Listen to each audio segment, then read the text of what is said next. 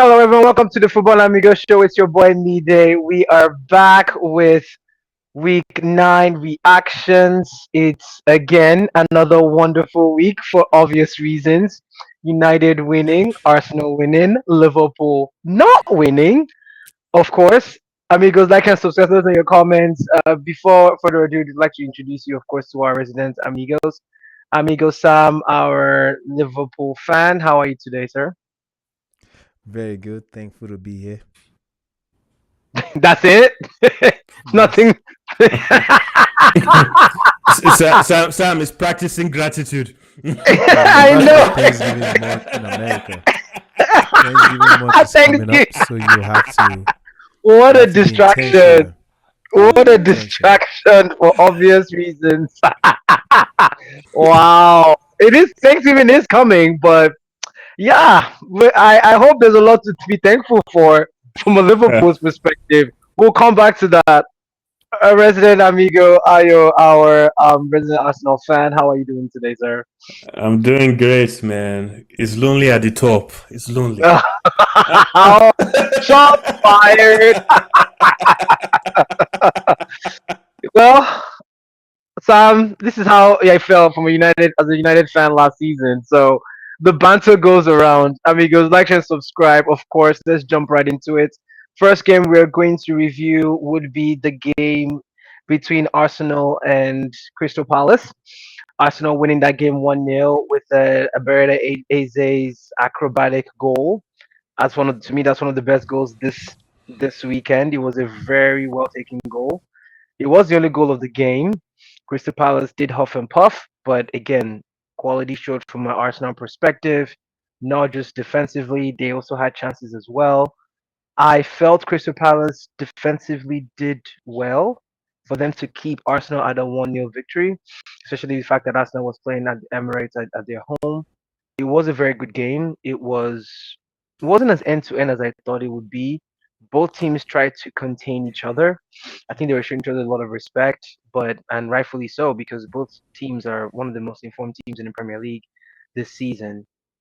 So it was a good game. It was entertaining, even though it was just 1-0. You saw teams that actually went for each other, and you saw teams that had very solid defensive structure that kept each other and canceled each other out. Of course, we'd love to hear from our amigo Ayo based on his perspective from an Arsenal fan, and Sam from a Crystal Palace fan. I want to hear your thoughts because, eh, yeah, for obvious reasons. Again, Ayo, we'll start with you. We talked about Arsenal dominating the Premier League last week. We mentioned it was going to be a tough game against Crystal Palace, but they were going to come up trumps over that, and they did 1-0. Sometimes, if you have a mark of champions, you win games ugly, and it looked to me like that was what Arsenal did. Do you think it's going to be that way for the rest of the season, where they just are so solid and they win regardless of whether they play at all cost, or do you think they're going to start blowing away some teams in the Premier League? I mean, it really just depends on what the opposition is willing to do. I don't think they're going to blow away the league. I think they're going to be challenging times ahead. I just feel that, again, Arsenal are just in a place to manage their situations better than any team. Um, Crystal Palace are one of the most disciplined, organized sides in the Premier League this season, and they are one of the most lethal in transition. And a big part of that is Mateta, his ability to receive the ball under pressure, to shield it, and make that connecting pass before turning and running. And from the start of the game, it was very clear that Arsenal could not control that, either if it was a deal with Saliba or a deal with Gabriel. Mateta was still able to receive the ball from long passes, control it, and set up his teammates either run from Sar or even the wing backs. And so very, very quickly, we knew it had to be a cagey game because not only did we have to try and break them down, we really had to control the transition. And that first 25 minutes, you could tell it was getting a little tricky to do it, but we got into a rhythm, we got into an understanding, and we scored a goal. And personally, I think we were the better team. I think the amount of threat that Crystal Palace had throughout the game was very limited because they've been one of the most like I know that they might not have scored as many goals, but that's because they haven't converted the amount of chances they were making, and they weren't making those chances. Like they finished the game with I think one shot on target, which you can't even call it a shot. Like I'm so angry that they checked that as a shot on target, which was a header that Nketiah tried to challenge Raya with. And so it was great. We managed the game. We minimized your threat. I said that earlier that like if we go through this game, like I would start like thinking about Arsenal as contenders because I think Crystal Palace are the litmus test of this league. You kind of they kind of you kind of know where you stand, and if we can do that to Crystal Palace, I think we can do that to any team in the Premier League. Mhm. No, I totally agree.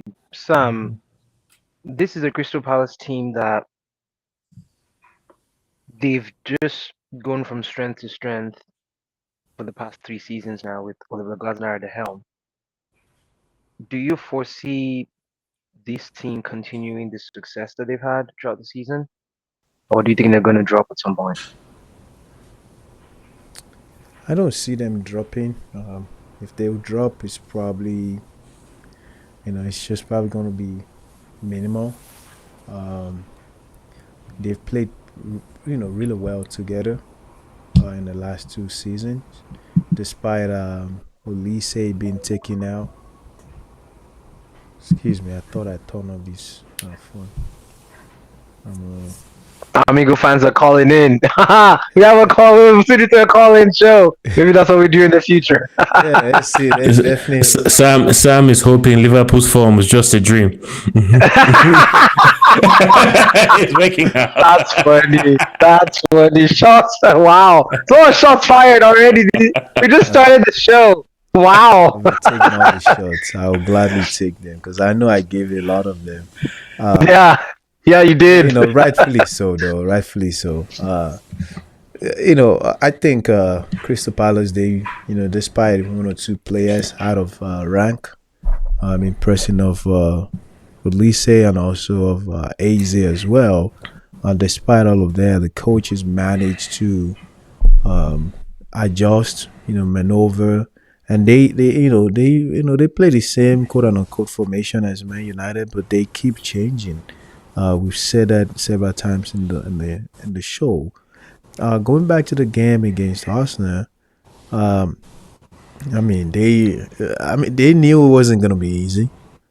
They were well disciplined. They've been a disciplined team, but they also packed the boss. They also didn't want to. They didn't want to concede at all. They wanted to go with a draw, but it didn't happen for them. Back to the question you asked Ayo earlier about if Arsenal is just gonna keep crushing other team. No, I don't think so. Again, I agree with Ayo because I think it's gonna be a lot of 1-0, 2-1, 2-0 sometimes. Here's why. Uh, Despite the form that Arsenal's got, they still got some, relatively new legs. He's gelling pretty well now, but that time will come with that Premier League test you. And I don't think Crystal Palace is the litmus test for Arsenal, honestly, in as much as one of the great teams to come that you don't want to come against right now. But I think there's a lot of other teams that can frustrate you.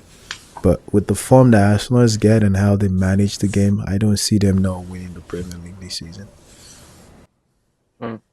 No, that's a great opinion to have, Sam. I mean, because like and subscribe. Those are your thoughts about that game, and based on Arsenal performance over the course of the season that has started, and where you see them at the end of the season. Do you think they're going to be champions, or do you feel like there's still some tough times ahead? But the way they're playing right now, ladies and gentlemen, they are playing like champions. It's as simple as that. Moving on to the next game that I'm, of course, smiling about. My United boys, yet again, another win. Three wins in a row now. They beat Brighton 4-2 at home at Old Trafford. It was a fun game. There were moments where it was elation. There were moments where we were kind of a little bit on the cush in terms of pressure, getting back to 3-3, and the money we spent in the attack showed its quality. That's the easiest way I can describe it. It was Cunha's first goal. Mbomo scores two goals. Sesko created some. It was one of those games where you could see the quality oozing on the field. You could see why we spent so much money. And I was the one that said, "Do we really need Cunha with all of the players?" Now I'm saying it. Yes, we do. Yes, we do. It was a good decision. Now, could we have added more money to get a midfielder? Sure. Yes. But the team is playing well. And credit to where credit's due. Amram has changed things. He started changing things against Sunderland, and it's kind of played into all the other games that they've played, beating Liverpool, of course, which is the most notable one. And then, of course, now beating Brighton 4-2. Again, very clever moments with Bruno. Mbama and Cunha just gelled with each other. It looked like a team that's growing in confidence. And my hope is that the next 5 games, they keep that as a consistent level because they are top four. A couple of weeks ago, we were talking about them being 15th. Now they're top four. Of course, the season is going to go up and down. We'll start to see where people land after February. So, again, not getting carried away, but I think at this point, I remember when we talked about this a couple of episodes ago, amigos. Go check those back where we talked about predictions, right? And I said at this point, I just want United to get back to Europe. And if that's top four, so be it. Right? If we win FA Cup along the line, great. If not, just get back to Europe. That should be the minimum requirement for this season. And maybe blood in some youngsters. That would be maybe a lower priority. But going back to that game, it was a good game. It was a fun game. It had goals, which we've been begging for. Yes, there were some set piece issues that we need to defend better, of course. However, they played well. It's as simple as that. And along with that, continue. Sam, I'll start with you, and I want us to again kind of focus on more on United based on you all's perspective of that game. Sam, is it as easy as Amram changing tactics and formation in and out of possession that has brought this success, or is it a combination of that and playing the right personnel in the game and not making the same mistakes he's making in the past? I think it's a combination of both. The word mistakes made me laugh because it took him some knocking before he finally realized that, hey, I have to adapt. But I think it's a combination of both. Here's why. When you look at the players, I personally think Mbomo is probably the sharpest player that Man United brought in the last 5 years, like including Bruno Fernandes. Despite, of course, we've only seen a couple of games of Mbomo, but maybe I won't put Fernandez in there. But one of the brightest, most active, understanding of the game, and more importantly, this is where we say Premier League experience matters. Grow internally and also grow within the league. And Belmo is coming from a great experience. And he scored that many goals last season. Put him in a team like United when you have players like Cunha and even Fernandez with the right position and adjustments, they will be cranking. It feels like they've been playing for like 3 years together, right? Because that's the Premier League experience that they are bringing in, and the coach is adding in this, dynamism that we see. We have Ahmad running off of, Mbomo, so many things. So I think it's a combination of both.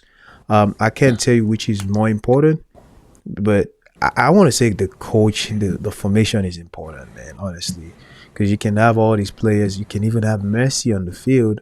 If you put Messi in the wrong place, Messi in his prime, you can. eh, Messi is not the greatest in the midfield, man. Now in Inter Miami, he's more or less like a midfielder, man. And he's still doing a lot of things. So you have to, the coaches have to think about all of these things. Am I using the tools that I have in the right place to get the right results? And that's important, amigos. Using the right players. to which pretty much the right tools to make the vehicle continue to move forward. And I think that's what he's doing right now. Which leads me to my next question, Ayo. There's been some arguments in social media and in sports media that Amarim is making changes because he had to. Based on that, what would you say is United's style of play now? Because there's been some school of thought is saying now they're so direct, they don't worry about possession anymore. Some school of thought is saying they are doing that because they're trying to win games and they're trying to move up because that's what they just have to do right now in the short term. Long term, there's still a question mark about what their style of play is. Do you buy into those opinions? And what do you think is style of play now for United? Yeah, if you try and go approach games in an unstructured way, you get soundly beaten. So any sense that there's no structure is people not understanding. Honestly, they've conceded a lot of goals, but let's give you this scenario, right? A player they're playing Brentford, players through on goal, and a Brentford player tackles him, and the Brentford player gets what is determined to be a red card with about 20 minutes to go, and a penalty without all the delays. Whether Bruno converts it or not, Man United are on the ascendancy. They probably win that game. They win that game, and that would have been 5 wins in a row. And if you look at the names that they would have put in there, that would have been Chelsea, that would have been Brentford, that would have been Liverpool, Brighton, and am I Sunderland. missing someone? Sunderland, right?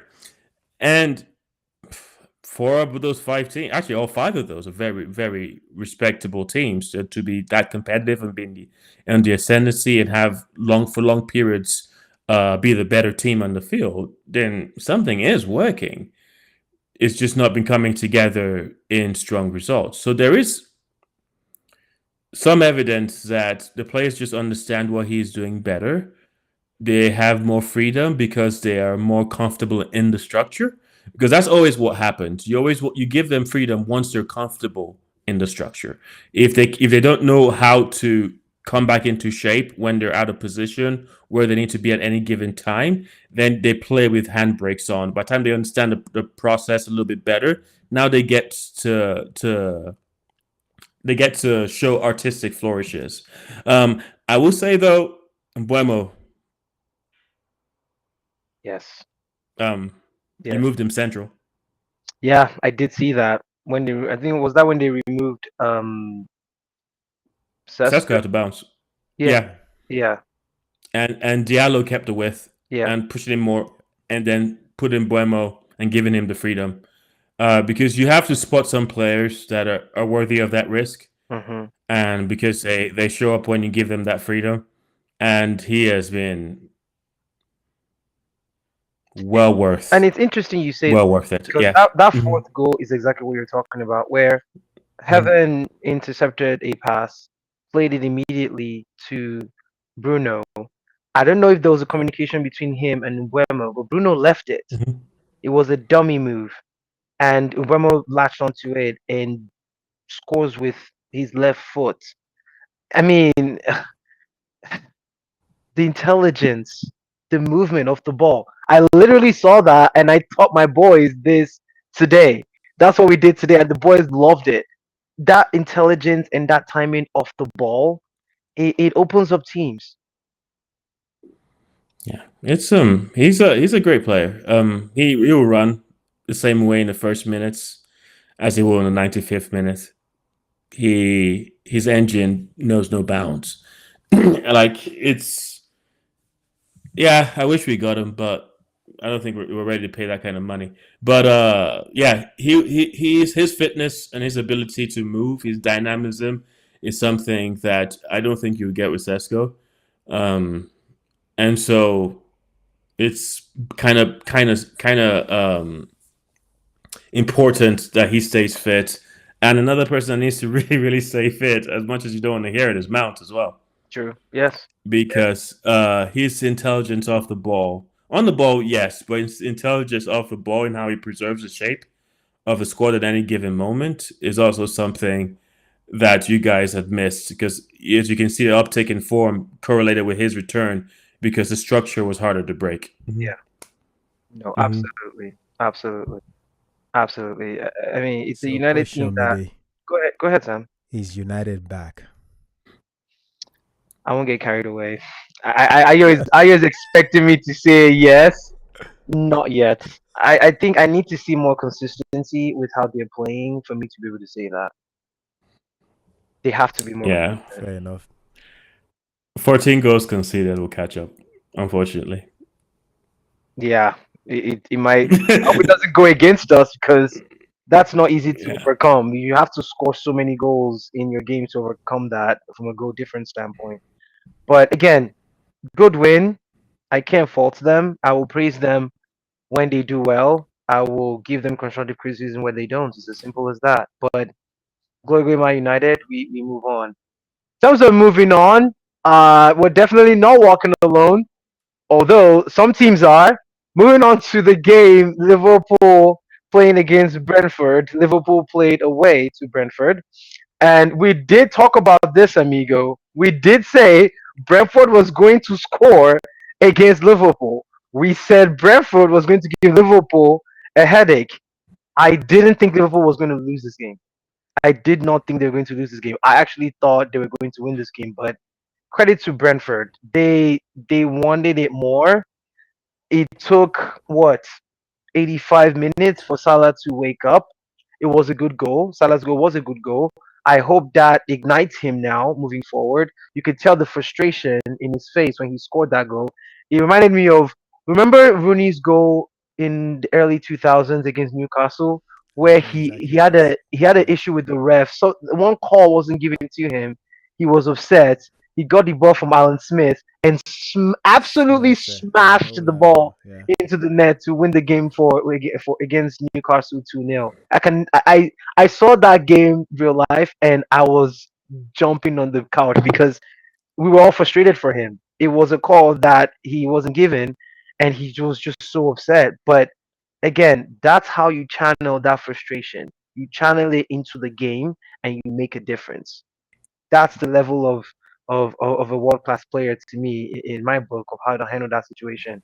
And it looks to me that yes, Salah has thrown tantrums this week. We heard about him shutting down, taking Liverpool out of his social media, but that's just social media. It is what it is. People do that every time. But you could tell there's a frustration. They say he had a hump because he didn't start the game, but he scored, right? But again, Sam, I'll start with you, and I'd love to hear Ayo's thoughts long term with Liverpool. But Ayo, based on that game, again, defense, again, defensive issues, again, attacking through the middle and defense not closing them down. Why are there so many holes with Liverpool's defense? That's the question. Yeah. It's sad to talk about Liverpool, but I'm just we're just cruising it. I went to some of Annie Slot's game at his previous club, and I'm starting to see that this might be Oh wow. what. Amigo research. I love this. That's what that's what happens when you lose 4 games in a row. Oh my gosh, I cannot wait to hear this. I, Please go ahead. I don't want to see Sam's wall. All the different On a stickers paper. and all the lines like a detective. I love that. All the newspaper clippings. Please continue. I would love to hear this. What did you find out? We need to bring the board, bring the board to this. To this. That's funny. But no, Uh-huh. I think this might be what we will get. This a different the slots that we saw last season. Of course, he inherited a really good team from Jurgen Klopp, and he added his own twist in making Gravenberch a machine. Now, that style is no longer what we're seeing right now.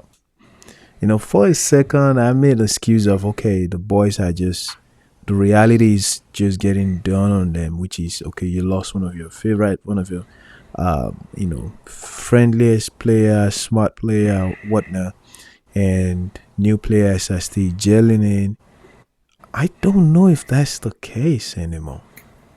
I think, um, I think this might be what we'll get. We might also have a coach who's also kind of stuck in his game style, or he's just maybe not stuck in his game style. He's trying to see how long he can get away with creating a game style, which the same problem is what we're saying. Um, the scores early, we can score to save our lives. The defense, you're right, Midday. The midfield, man, is just like an open barrel. Yeah. Defenders don't track back. We are so attacking focused, man. We just want to attack. Everybody wants to attack, and of course, without calling out too much of individuals now, the the effort of some of these individuals needs to be checked. I'm talking about Kanate. I'm talking about Van Dijk. Not just the efforts, the communication too. I've been saying that Van Dijk is pretty good at communicating, but now it just feels like he's not looking behind himself. Kanate is now saying, hey, there's just a lot of things. The the Brentford game wasn't as painful as the Man United, not because we played Man United at Anfield. It was painful because we lost a lot of chances. That game could Hmm. have easily been like a 4-2 or Could have been whatever. 4. Yeah. Yeah. But this one is painful because you just, It's pretty decisive. it's just like, come on, is this Liverpool and Wrexham? What's that? Ryan Reynolds, Wrexham. Wrexham. Wrexham. Yeah. Is this Brentford and Wrexham playing right now? Like, it just feels like there's no Who's energy. Wrexham? Liverpool? I mean, they're both wearing red. So Wrexham is not bad. Wrexham is not bad. I've actually watched them play. They're not bad. They're coming up. they know, but they're not Liverpool. They're not No, Liverpool of the last definitely 5 seasons. So there's got to be some changes. I saw Joe Gomez play in the Carabao Cup. I think we need to start giving him some game time. I don't think he did well, Sam, from what I Well, saw. yeah, you might say that, but for There's no one that, there's some sort of leadership from him. He's a little bit more defensive minded than Kanate that I'm seeing right now. So maybe having some guy that just like, okay, I want to be a center back. Just want to be a center back in this game. But right So now, you it think Van feels Dijk like, and so you think Van Dijk and Gomez? yeah, I want to try. I want to see Van Dijk and Gomez because right now, Kanate and Van Dijk, they are literally like bad to be center defenders. No, center CDM right now. I don't even know what I'm calling them. So, like, everybody want to assist the midfield. There's always so much space in the midfield, despite all of that. So, the problem will continue until something changes. I don't think Florian Wirtz is going to be the one that would change it. I would play Curtis Jones more because he also it's a little skillful, but not as skillful as Florian Wirtz. But right now we need somebody to be in the midfield, and they will put the blood and sweat. Right now, the blood and sweat is not coming from McAllister. It's not coming from Florian Wirtz and all of that. Ayo, before I come back to you about Liverpool long term, Sam, I have a question for you. In terms of player personnel, is it as easy to say losing Luis Diaz? Is that an actual thing to affect this attacking side? Is it that simple? Luis Diaz got fire in him. Compared to Cody Gakpo, it makes him pretty reasonable passes. Cody Gakpo is usually caught and shoot. Cody Gakpo is a little quiet, and but Luis Diaz just brings different energy, man. I don't, I wouldn't say losing Luis Diaz is the sole problem here, but it's a combination of that. Of course, it still goes back to combination of new players coming into game, um, and the formation that we're playing right now. It just doesn't favor anybody. As a matter of fact, Did if he you change have, it from 4-3-3? Has he changed it? honestly, I think they're playing 3-4 or three whatever. Like everybody wants to be attacker right now. As a matter of fact, it feels like I don't even know what the. There's just so many problems, man. That's There's why so you were many. saying selfish. Now it makes sense. Yeah, They're it's not just combining. Yeah. they're not.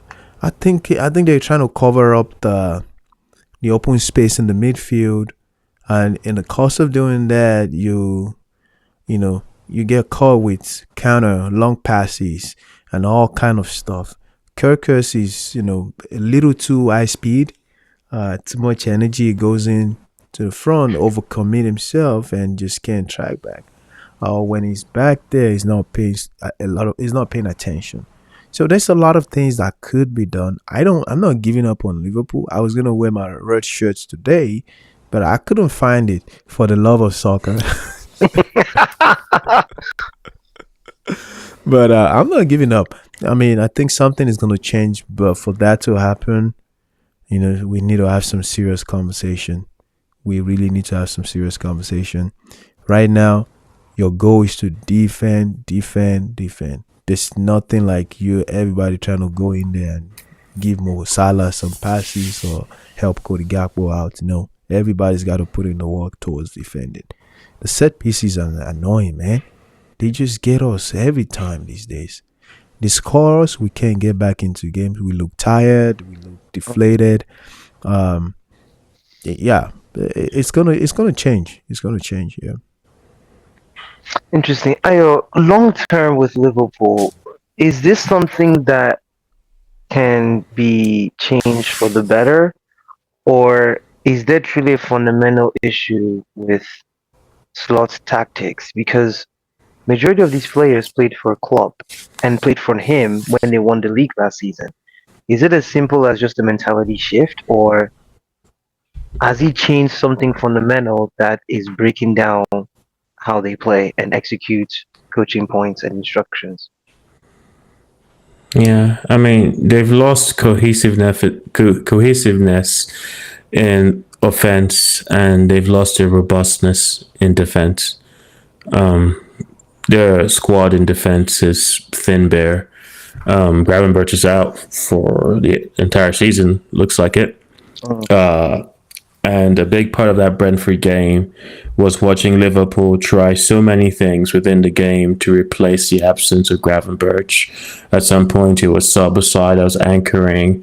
When it looked like they needed him in the right back, they were trying to now do a rotation. Curtis Jones was dropping, McAllister was dropping, and it just wasn't working. In fact, one of the times that Curtis Jones dropped into the base, he made into the base of midfield. He makes an error that almost leads to a goal, and you're like, yeah, it's I thought they had Endo for that as his replacement.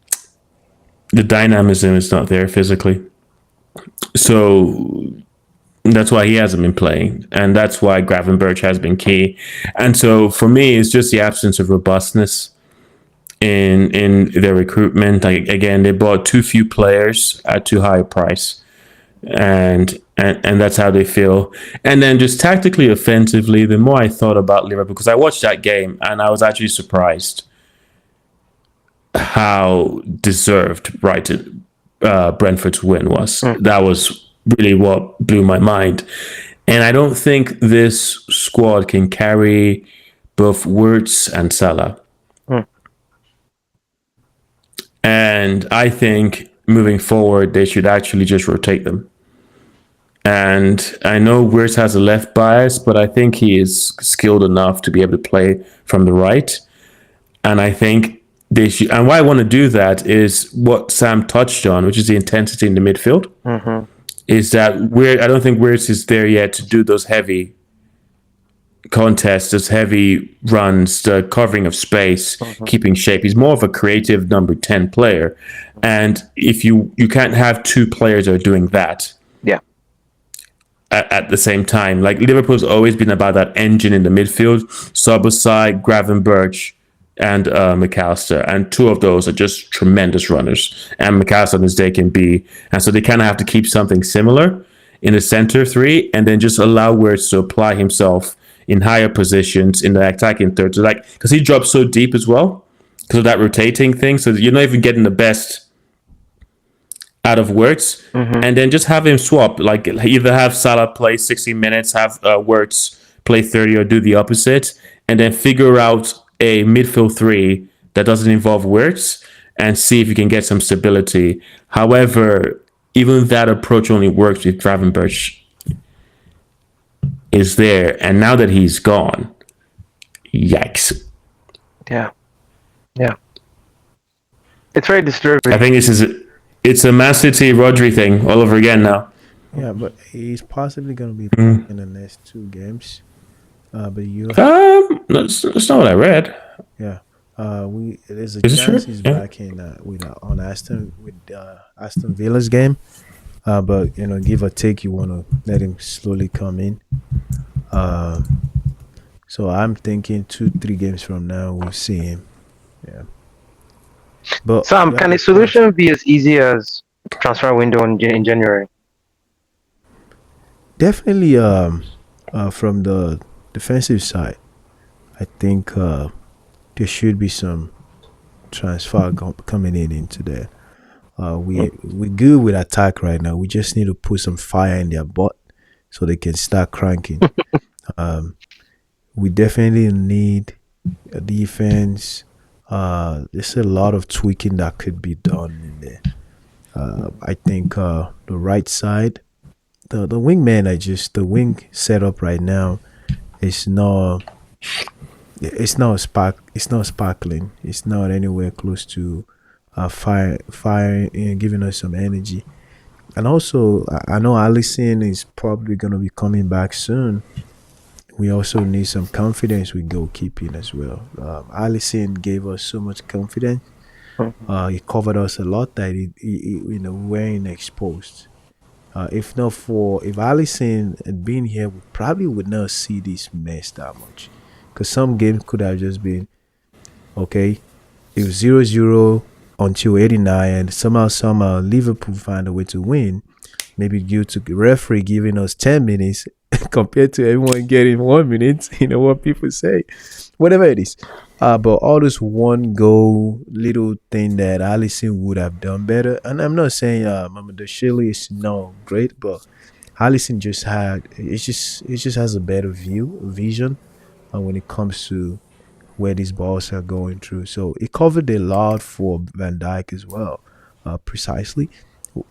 So not having that it's definitely a short for us. Interesting. Liverpool again. To me, I still think they have the quality to overcome this huddle that they're in. I still feel like the game will come where they just turn back on, and I think as soon as he finds his settled midfield and defense, I think they'll probably start playing well. Right now, from a coaching standpoint, my solution is to find someone that can replicate what Gravenberch can do in the short term, then have some contingencies at the back when things break down. At the same time, up top, I have to talk to the wingers and the strikers and take out that essence of selfishness out of them and force them in a way. I say force, but put them in an environment where they have to combine with each other. Because if not, then you're gonna keep having the same issue all over again. You're gonna say something. Oh no. I just realized I thought Gravenberch was out for the rest of the season, but I guess he might be available for Aston Villa. Mhm. But yeah, so I got that wrong. You're right. It's too much overlap in that front, and they have to address it. They can't have their cake and eat it too. Mhm. In offense, and they have to start taking that, making that call. That's why I said the Wirtz and Salah. I think trying to have both of them play at the same time is too much. Mhm. And the same thing you're looking at as Ekitike and Isak trying to have both of them play at the same time is too much. And just having that sense of balance now is what's required, and they have to find it. But I also think they sold a lot of unspectacular but useful players Yeah, Mhm. I agree. over the last season. Like, because you talk about Diaz, but I'm like, if you just want someone to terrorize the defense, even without scoring, you just send Nunes. Just put Nunes on. Hmm. Sam's favorite player. He's off the ball Like, even runs were amazing. yeah, Yeah. That's what even if he doesn't score, that's what opened the openings in the box. yeah, he'll terrorize the defense, and that gives more space for Gakpo. That gives more space Even Salah. for Salah, and so all these players that were just not, like, they weren't Ballon d'Or worthy, but they were very useful players to put in. They're all gone Youth now. players is one of the things that has also always held Liverpool. We've been very fortunate to have utility players like even Gerrard himself, um, James Milner, even Henderson, man. Big one. Not the Ballon d'Or player, but they would run, they would cause trouble, and just ultimately let other guys do their thing. But I'll let you have the mic higher. But the point is, Ekatike is the one that is closest to being able to do that now. But I'm also floating with this idea in my head, like I want to start Ekatike on the left and Cody Gakpo strike. What did you see that makes you think Because they Cody would? Gakpo's game is so predictable now. But if you give him more center position, let's see if he can Strike. strike more. That's true. And Ekatike being the guy that is pulling people out, if he sits on that left, he can cut upright and almost want to go to the center. And guess what? Cody Gakpo can pull back and find himself in the position. I think there's a little bit of dynamics that we can see in that. Of course, it won't be like a full game thing, but they should switch more, so that Cody Gakpo will not be wasting balls on that left. He's wasting too many passes, man. So there's some passes that he could send back into the midfield and get recycled and find himself in the box and go score. But he's always trying to score from that left side. So, but sorry, Ayo, for jumping on. Go ahead, please. No, you're right. You're right. Yeah, I think they're caught between like two phases. Like, there's a Liverpool that played very expansive football, where they wanted a lot of space, and I think Slot, where he's going, is a lot more inside forwards, a lot of narrow play with quote unquote left wing back, right fullbacks providing the width. That's why you have the people like Kirkis and you have Frimpong, and they're just caught between that transition of where, like, you're not quite playing like a team that can manage that risk of pushing those two fullbacks so high up, and they don't have, what's it called, the familiarity of a way of playing that they can just, like, fall back to. They're like in this uncharted territory, this no man's land Mhm. between, obviously, where they are started from and where they're going, and, like, they're exposed. And so today make that journey, it's going to be hard. I just personally feel like that central position, they need someone that could either replicate what Rice does or similar, yeah, to cover for all the risks you're taking. Yeah.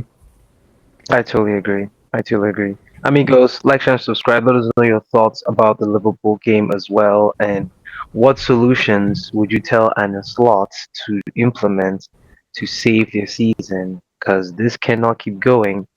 if if they keep losing games and having bad results in the games they play. This is a Liverpool team that spent more than £200 million on their attacking side, and they have to start producing, and the team will have to start defending better, just like they did last season. There's not going to be any excuses. So it's going to be interesting. I'm already hearing rumors about people thinking Slots should leave. That's too early. He just won you a title last season. What are you talking about? Fans can be very fickle sometimes, but you can't just get carried away. Like if it continues for another 10 games, that's a different conversation. But it's just 4 games, and yes, they've had issues. Why are we talking about slot outs? I mean, it's not. It's just not right. That just, and especially being a coach and understanding what he goes through in like Hey, this small. I can't even compare what I go through with what he goes through. It's tough. It some really is people tough. bet their So, houses and properties on these games, man. So oh gosh. No, I no, you're right. They do that, unfortunately, which is not a good idea. Amigos, if you wanted to ask our opinion, don't bet your property out for that. You know, if you do gamble, gamble responsibly. But at the end of the day, Liverpool has to come up with solutions to their problems, especially with the players they have and the coaching staff they have. They have to make a change. They absolutely do. Honorary mention: Man City did lose this weekend, which I'm absolutely ecstatic about. Lost to Aston Villa, and I'm glad they did. Yeah, yeah, they're not invincible as everyone thought they would. Amigos, like and subscribe. Let us know your thoughts about the game and all the games this weekend as well. If your team wasn't mentioned, of course, tell us your team and how you felt. Your opinion or feedback about their game this weekend. We are open to all fans. We don't have any preferences, even though we do personally, as you know them. All fans are welcome.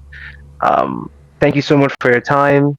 Looking forward to the next content. As always, stay positive, amigos. We'll see you all soon.